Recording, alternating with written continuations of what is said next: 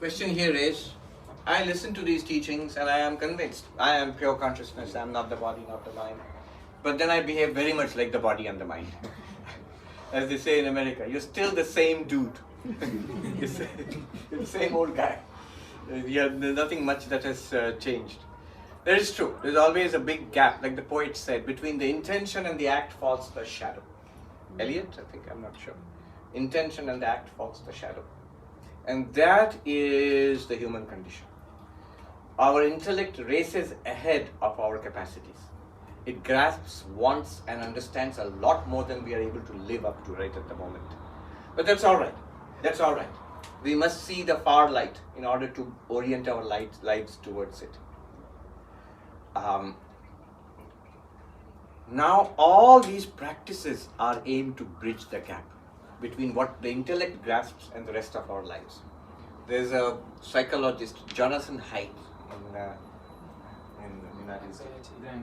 Yes, this is a new book, but he had a much older book which drew me to him 20 years back, The Happiness Hypothesis. Yeah.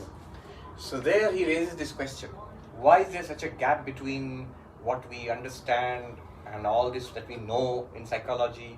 He doesn't talk about spirituality as such, and our lives. He says all these self-help books, if you go to bookshops, luckily you still have good bookshops here. In America, they've almost all gone. There are only Barnes and Noble, 1 or 2 are there. So if you go there, the whole shelf will be self-help books. And it's not wrong, it's very anecdotal and very overhyped, but still, what they're saying is good advice. But after buying all this, so many books, self-help books, and studying them, and with all the good intentions, why is my life not changing? And there Haidt uses something drawn from Indian philosophy, the elephant and the mahout, the rider on the elephant. He says, the mahout knows where he wants to go. He understands the map.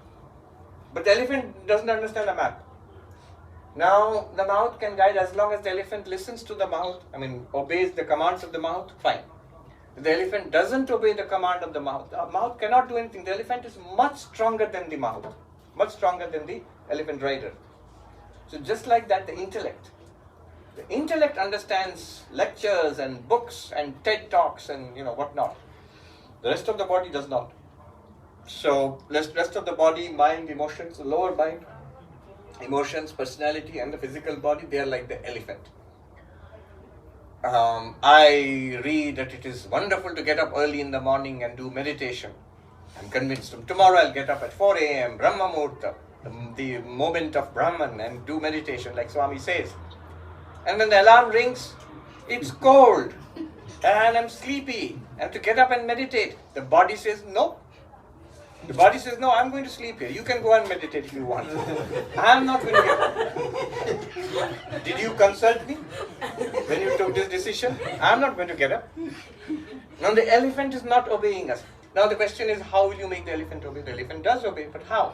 Not by lectures, not by buying books and case studies, and no. The elephant has to be trained. Repetition. The essence of training is repetition. So there is a very ancient saying which quoted in the Yoga Sutras commentary. Sankhya samam jnanam nasti, yoga samam balam nasti. There is no insight, no knowledge like Sankhya. Sankhya there means the separation of consciousness from the material nature. Prakriti Purusha, Atma Anatma. But there is no power like yoga. So meditation, it generates power, it generates that control, an obedient, responsive elephant. Same metaphor is there in the Kathopanishad, the chariot metaphor. Horses are the senses. The chariot is the body. The reins is the mind. The intellect is the driver. So it's an Uber. You are not driving. It's an Uber. This body is an Uber. And the intellect is the driver. You, the conscious being, the sentient being, you are the passenger. And then the Upanishad goes on to say, the senses must be trained.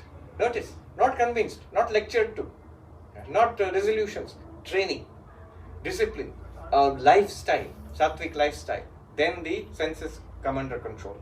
The mind must be mindful.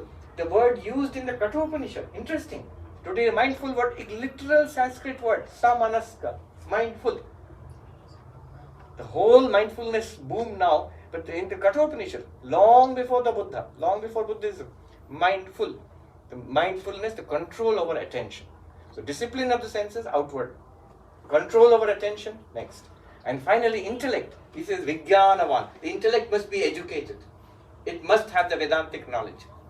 The intellect immersed in Vedantic knowledge, the mind is mindful, and the senses are trained, then the passenger reaches the goal. The goal is moksha. If any of them is failing, if the senses are disobedient, indisciplined, if the mind is lax, unmindful, and the intellect is deluded, then you're going to crash. So, straight answer, train the elephant. Become Swami Vivekananda's messenger. Share the video with 3 of your friends.